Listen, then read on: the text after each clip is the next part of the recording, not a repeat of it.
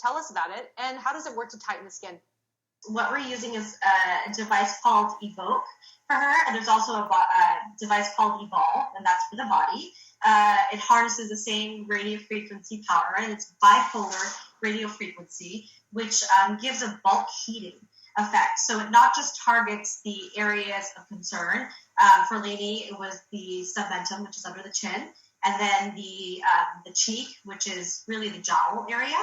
And so it targets the surrounding areas as well. So the submandibular area, the submentum, but like it tightens in all around the area. It's a hands-free device, which is really, really cool, especially with COVID going on right now.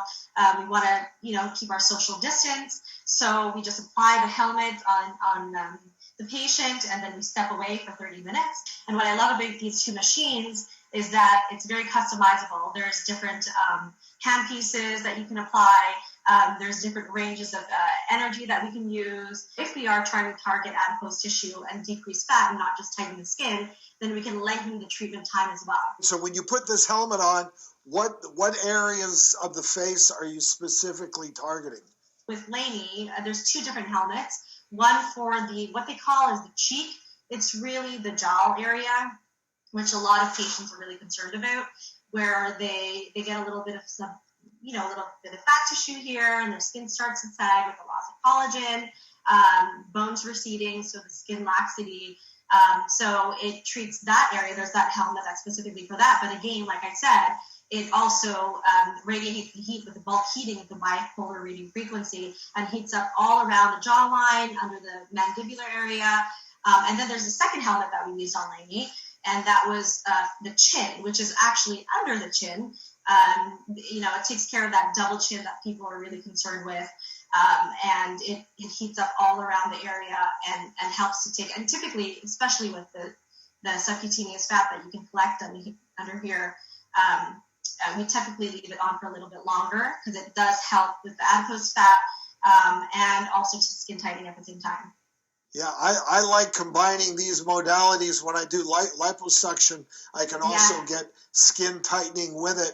Very powerful, adding the power of radio frequency at the same time. And I'm sure you combine these treatments with other minimally invasive things like fillers and Botox. Absolutely. I've combined it with so many different things. I usually like to start with the radio frequency and do that for 6 weeks, once a week. And then I would combine it with fillers, threading, just to get the extra little bit of lift that we didn't get 100% with the device. And then with fillers, you do that. I typically like to do that after as well, because I don't want any, heat can also break down filler. And so if the patient really wants filler in the beginning, then I typically have them wait like at least 1 month, 6 weeks before doing radio frequency.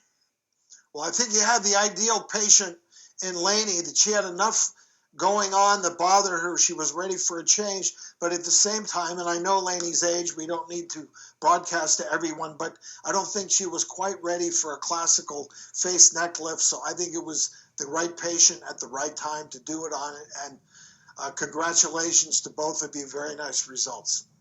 Thank you so much. All right. Well, thanks for coming.